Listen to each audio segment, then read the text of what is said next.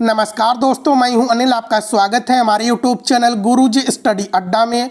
आज हम बीएड प्रथम और सेकंड सेमेस्टर में तृतीय प्रश्न पत्र सामाजिक विज्ञान सोशल साइंस पेडागॉजी फर्स्ट में अति लघु प्रश्न very short answer type question के बारे में अध्ययन करेंगे। चलिए दोस्तों, हम शुरू करते हैं। आपके सामने है पहला प्रश्न, पाठ योजना क्या है? उत्तर है अध्यापक कक्षा में शिक्षण कार्य हेतु जाने से पहले यह विचार करता है कि शिक्षण कार्य को प्रभावी कैसे बनाया जा सकता है और वह इसके लिए सुनियोजित व्यूहरचना करता है। वह सुनियोजित व्यूहरचना ही पाठ योजना के नाम से जानी जाती है।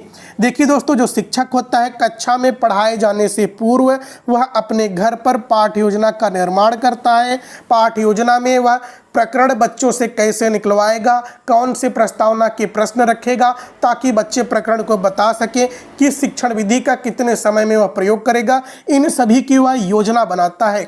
इसी योजना को हम पाठ योजना के नाम से जानते हैं। पाठ योजना बनाने के बाद जो शिक्षक होता है कक्षा में पढ़ाने जाता है और वह पाठ योजना के अनुरूप ही पढ़ाता है। अगला प्रश्न आपके सामने, सूक्ष्म शिक्षण का अर्थ एवं परिभाषा लिखिए। उत्तर होता है सूक्ष्म शिक्षण एक ऐसी सूक्ष्म पदीय शिक्षण परिस्थिति है जिसमें शिक्षक एक छोटा सा शिक्षण बिंदु लगभग 5 से 10 छात्रों के समूह को एक छोटे से 5-10 मिनट के कालांश में पढ़ाता है। देखिए दोस्तों, शिक्षक बनने से पूर्व आपको शिक्षण प्रशिक्षण लेना पड़ता है। इसी शिक्षक प्रशिक्षण में आपको सूक्ष्म शिक्षण विधि के माध्यम से प्रशिक्षण प्राप्त होता है।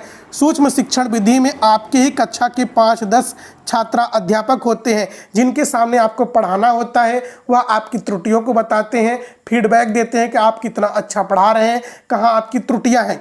और दोस्तों, आपको एक समय में एक कौशल को पूरा करते हुए 5 से 10 मिनट में पढ़ाना होता है। अरविंद के अनुसार सूक्ष्म शिक्षण वास्तविक कक्षा शिक्षण की अपेक्षाकृत एक अनुकरणीय शिक्षण है।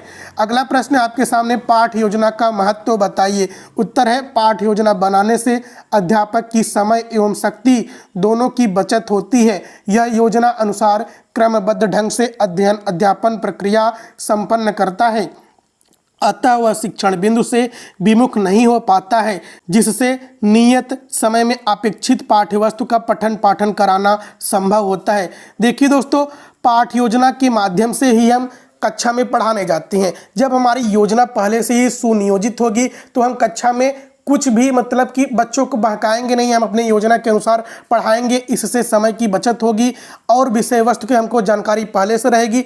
हम वहाँ पर जाकर अटके भूले भटकेंगे नहीं, हम अपने योजना के अनुसार ही बच्चों को पढ़ाएंगे। अगला प्रश्न आपके सामने, सूक्ष्म शिक्षण के गुण लिखिए। उत्तर है सूक्ष्म शिक्षण के गुण, सूक्ष्म शिक्षण प्रविधि का महाविद्यालय में ही प्रयोग किया जा सकता है। दूसरा पॉइंट है, इस प्रविधि के अंतर्गत छात्रों की संख्या कम होती है तथा शिक्षण अवधि में कम होती है। देखिए दोस्तों, जो सूक्ष्म शिक्षण होते हैं, सूक्ष्म शिक्षण महाविद्यालयों में ही प्रयोग किया जाता है क्योंकि यहाँ पर कमरे उमरे सभी व्यवस्थाएं होती हैं। और दोस्तों, इस प्रविधि के अंतर्गत छात्रों की संख्या कम होती है क्योंकि हम जब सूक्ष्म शिक्षण करते हैं तो कम छात्रों के सामने आपको पढ़ाना होता है। जो छात्र होते हैं वो आपके ही कक्षा के छात्राध्यापक होते हैं। तीसरा पॉइंट है, विषय वस्तु छोटी छोटी इकाइयों में बांटा जाता है जिससे शिक्षण सुगम हो जाता है। जो विषय वस्तु होता है वह विभिन्न कौशलों के छोटी छोटी इकाइयों में बांटकर हम शिक्षण प्राप्त करते हैं। अगला प्रश्न आपके सामने, सूक्ष्म शिक्षण की सीमाएं बताइए। उत्तर है सूक्ष्म शिक्षण की सीमाएं, छोटे छोटे प्रशिक्षण महाविद्यालयों में सूक्ष्म शिक्षण प्रयोगशाला की व्यवस्था करना महंगा पड़ता है। दूसरा पॉइंट है, सूक्ष्म शिक्षण प्रविधि में प्रशिक्षण के लिए पर्याप्त समय की आवश्यकता पड़ती है। तीसरा पॉइंट है, सूक्ष्म शिक्षण में प्रयोग के लिए वीडियो टेप रिकॉर्डर तथा अन्य उपकरणों की आवश्यकता होती है। देखिए दोस्तों, सूक्ष्म शिक्षण जो प्रविधि होती है इसमें पर्याप्त समय की आवश्यकता होती है क्योंकि जो छात्राध्यापक होते हैं वह त्रुटियां करके ही सीखते हैं। और दोस्तों, सूक्ष्म शिक्षण में वीडियो टेप रिकॉर्डर व अन्य सहायक सामग्री प्रयोगशाला होती हैं। वीडियो टेप रिकॉर्डर में आप अपनी आवाज़ को खुद रिकॉर्ड करके सुन सकते हैं कि आप त्रुटियां कहां पर कर रहे हैं। अगला प्रश्न आपके सामने, प्रस्तावना कौशल क्या है? उत्तर है, इस कौशल को विन्यास प्रेरणा कौशल भी कहते हैं। इस कौशल का संबंध पाठ को शुरू करने से होता है। यदि पाठ का प्रारंभ प्रभावशाली है तो पाठ की सफलता प्रायः निश्चित हो जाती है। पाठ की प्रस्तावना में शिक्षक की कल्पना, सृजनात्मकता आदि शक्तियाँ अधिक सक्रिय रहती हैं। देखिए दोस्तों, प्रस्तावना कौशल वह होता है, इससे छात्र के पूर्व ज्ञान के बारे में जानकारी प्राप्त करते हैं और छात्र के पूर्व ज्ञान के माध्यम से हम अपने प्रकरण को बच्चों से निकलवाते हैं।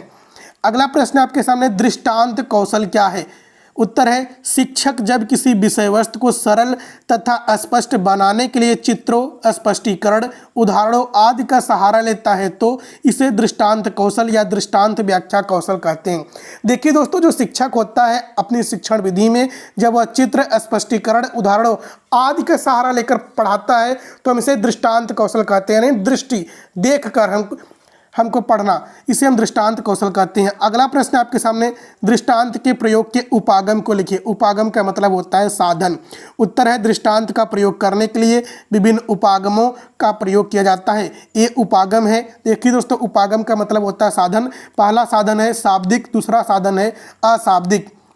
देखिए दोस्तों, शाब्दिक उपागम के अंतर्गत उदाहरण, चित्र, तुलना, कहानी इत्यादि शामिल होते हैं। जबकि दोस्तों जो शाब्दिक होता है इसको तो हम बोलकर प्रस्तुत कर देते हैं, चित्र देखकर हम इसके बारे में बता देते हैं कि हाँ ये ऐसा ऐसा है। तुलना कर देते हैं कि जैसे कि प्राकृतिक विज्ञान क्या है व सामाजिक विज्ञान क्या है, इसके मध्य अंतर कीजिए। और दोस्तों जो अशाब्दिक उपागम के अंतर्गत वास्तविक पदार्थ, मंडल, चित्र, मानचित्र, चलचित्र, रेखा चित्र आदि शामिल होते हैं, जिनको हम सिर्फ देखते हैं और वह चित्र ही जो होते हैं वह देखकर सब कुछ बयां कर देते हैं। अगला प्रश्न है हमारे सामने, प्रस्तावना पद से क्या अभिप्राय है? उत्तर है, सबसे पहले शिक्षक छात्र अध्यापकों को सूक्ष्म शिक्षण के विषय में सैद्धांतिक तथा व्यवहारिक ज्ञान प्रदान करता है। इसे प्रस्तावना पद कहते हैं। अगला प्रश्न आपके सामने, सूक्ष्म शिक्षण के सोपान बताइए। उत्तर है, सूक्ष्म शिक्षण के सोपान प्रस्तावना पद, शिक्षण कौशल की चर्चा, आदर्श पाठ प्रस्तुतिकरण, पाठ विश्लेषण एवं समालोचन, सूक्ष्म शिक्षण पाठ योजना, शिक्षण सत्र, प्रतिपुष्टि। इसमें दोस्तों जो प्रतिपुष्टि का स्थान महत्वपूर्ण होता है, प्रतिपुष्टि फीडबैक अंत में दिया जाता है। अगला प्रश्न आपके सामने, मूल्यांकन का अर्थ एवं परिभाषा लिखिए। उत्तर है, MP मोफत के अनुसार मूल्यांकन एक सतत प्रक्रिया है जो हमेशा चलती रहती है और इसका क्षेत्र छात्रों की शैक्षिक उपलब्धि तक ही सीमित नहीं है। वह व्यक्ति के उस विकास में रुचि रखती है जिसका संबंध व्यक्ति की भावनाओं, विचारों तथा कार्यों के संदर्भ में उसके व्यवहार में लाए जाने वाले परिवर्तन से है। देखिए दोस्तों, जो मूल्यांकन होता है वह बालक के विचार, कार्य, उसके व्यवहार में जो परिवर्तन आता है उसका हम आकलन करते हैं, जिसे हम मूल्यांकन कहते हैं। अगला प्रश्न आपके सामने, निबंधात्मक परीक्षण क्या है? उत्तर है, निबंधात्मक परीक्षण पाठ्यवस्तु के विस्तृत पक्षों का वर्णन करने, उन पर तार्किक क्रम से निबंध लिखने, उनको आत्मसात करने, उनकी आलोचना एवं मूल्यांकन की योग्यता की जांच करने हेतु बहुत महत्वपूर्ण है। निबंधात्मक परीक्षण में छात्र को प्रश्नों के उत्तर देने की पूर्ण स्वतंत्रता रहती है। देखिए दोस्तों, जो निबंधात्मक प्रश्न होते हैं, निबंधात्मक प्रश्न का क्षेत्र बहुत विस्तृत होता है। इसमें बच्चों को आत्मसात करने की स्वतंत्रता मिलती है। वह अपने मन से किसी विषय वस्तु पर, किसी विषय वस्तु की चर्चा पर चर्चा करते हैं, विषय वस्तु को लिखते हैं। और दोस्तों इसका क्षेत्र बहुत व्यापक होते हैं और निबंधात्मक परीक्षण में किसी विषय वस्तु पर छात्र जो होता है वह आलोचना करता है, उसका मूल्यांकन करता है। इससे छात्रों की योग्यता की हम जांच करते हैं। और दोस्तों निबंधात्मक परीक्षण में छात्र को पूर्ण स्वतंत्रता दी जाती है। अगला प्रश्न आपके सामने, उपचारात्मक शिक्षण का उद्देश्य बताइए। उत्तर है, उपचारात्मक शिक्षण का मुख्य उद्देश्य शिक्षण प्रक्रिया में सुधार करना तथा स्पष्ट रूप से छात्रों को अधिगम कराना, अर्थात छात्र के व्यवहार में अपेक्षित परिवर्तन लाना है। अगला प्रश्न है, निदानात्मक और उपचारात्मक शिक्षण क्या है? उत्तर है, निदानात्मक प्रक्रिया द्वारा संज्ञान में आए कमियों के सुधार हेतु जो शिक्षण प्रदान किया जाता है उसे उपचारात्मक शिक्षण कहते हैं। निदानात्मक प्रक्रिया के तहत शिक्षण के पूर्व क्रिया अवस्था के सभी तथ्य निहित होते हैं। देखिए दोस्तों, कभी कभी आप डॉक्टर के पास जब जाते हैं तो उनके क्लिनिक के बोर्ड पर लिखा होता है कि निदान केंद्र। निदान का मतलब होता है दोस्तों सबसे पहले समस्या की पहचान करना। जब हम समस्या की पहचान कर लेंगे, बीमारी की पहचान कर लेंगे, रोग का पहचान कर लेंगे, तब हम उसका उपचार करेंगे। इसी प्रकार दोस्तों शिक्षण प्रक्रिया में पहले समस्या का पहचान किया जाता है, फिर समस्या का उपचार किया जाता है। अगला प्रश्न है आपके सामने, इकाई पाठ योजना क्या है? उत्तर है इकाई योजना में शिक्षण की विषय वस्तु, शिक्षण विधि दोनों ही निहित होती है। इसमें संपूर्ण पाठ्यक्रम को छोटी छोटी इकाइयों में विभाजित किया जाता है, जिसे अध्यापक अपना कार्य सुगमता एवं एकाग्रचित होकर करता है। इसकी मदद से शिक्षण प्रक्रिया को प्रभावी रूप में प्रदान किया जाता है। देखिए दोस्तों, कभी कभी जो पाठ होते हैं, जो लेसन होते हैं, बहुत बड़े बड़े होते हैं, तो उनको एक दिन में पढ़ाना संभव नहीं होता है। तो हम इकाई पाठ योजना के माध्यम से हम इस पाठ को पूरा करते हैं। इकाई पाठ योजना में हम दोस्तों जो विषय वस्तु होती है, पाठ्यक्रम हम छोटी छोटी इकाइयों में विभाजित कर देते हैं कि हमको एक दिन में इतना पढ़ाना है, एक दिन में इतना पढ़ाना है, एक दिन में इतना पढ़ाना है। तो इसे हम इकाई पाठ योजना कहते हैं। अगला प्रश्न है, प्रश्नात्मक कौशल क्या है? उत्तर है प्रश्नावली का प्रयोग छात्रों से कई तरह की सूचनाएं प्राप्त करने के लिए किया जाता है, ताकि छात्र प्रश्नों की श्रृंखला के प्रति अपनी रुचि योग्यता के अनुसार अनुक्रिया व्यक्त करते हैं। प्रश्नों की वह क्रमिक श्रृंखला जो किसी विशिष्ट उद्देश्यों की पूर्ति हेतु निर्मित की जाती है, तो प्रश्नात्मक कौशल की संज्ञा दी जाती है। देखिए दोस्तों, जब हम छात्रों से प्रश्न करेंगे तो छात्रों के पूर्व ज्ञान व नवीन ज्ञान के बारे में जानकारी हमें प्राप्त होती है, जिसे हम प्रश्नात्मक कौशल कहते हैं। अगला प्रश्न है, वस्तुनिष्ठ परीक्षण के गुण बताइए। उत्तर है वस्तुनिष्ठ परीक्षण के गुण निम्नलिखित हैं। विश्वसनीयता, जो वस्तुनिष्ठ प्रश्न होता है उसमें विश्वसनीयता होनी चाहिए, वैधता होनी चाहिए, वस्तुनिष्ठता होनी चाहिए, व्यापकता होनी चाहिए, विभेदकारिता होनी चाहिए, यानी कि विभेद उसमें नहीं होना चाहिए। दोस्तों वस्तुनिष्ठ उसे कहते हैं जैसे कि हमारा 4 ऑप्शन दिए गए हैं, इसमें से एक ऑप्शन जो हो वह एकदम एग्जैक्ट फैक्ट टू फैक्ट सही हो और इसके प्रति विश्वसनीयता हो, वैधता हो, वस्तुनिष्ठता हो, विभेदकारिता हो। अगला प्रश्न आपके सामने, वस्तुनिष्ठ परीक्षा के दोष बताइए। उत्तर है वस्तुनिष्ठ परीक्षा के दोष निम्नलिखित है। मानसिक क्रिया यांत्रिक बन जाती है। वस्तुनिष्ठ परीक्षाओं के प्रश्न पत्रों का निर्माण बहुत कठिन होता है। विचार संगठन का अभाव होता है। परीक्षक को बालकों के विषय में पूरी जानकारी नहीं हो पाती है। देखिए दोस्तों, जो वस्तुनिष्ठ प्रश्न होते हैं इनको बनाना बहुत कठिन कार्य होता है, क्योंकि इसमें विभेदकारिता नहीं होनी चाहिए, एक प्रश्न के 2-2 उत्तर नहीं होने चाहिए। इसीलिए अधिकतर बहुत सारी वैकेंसियों में जब 1-2 प्रश्न फंस जाते हैं, जिसके एक से अधिक उत्तर संभावित उत्तर हो जाते हैं, तो वह कोर्ट में चली जाती हैं।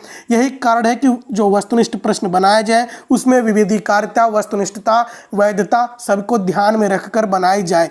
अगला प्रश्न है आपके सामने, सामाजिक विज्ञान में मूल्यांकन का महत्व बताइए। उत्तर है महत्व, मूल्यांकन द्वारा शैक्षिक कार्यक्रम की विधियों की जांच की जाती है। दूसरा पॉइंट है यह शिक्षा के उद्देश्यों को स्पष्ट करने में सहायक है। तीसरा पॉइंट है मूल्यांकन द्वारा शिक्षण संबंधी सफलता की जांच की जाती है।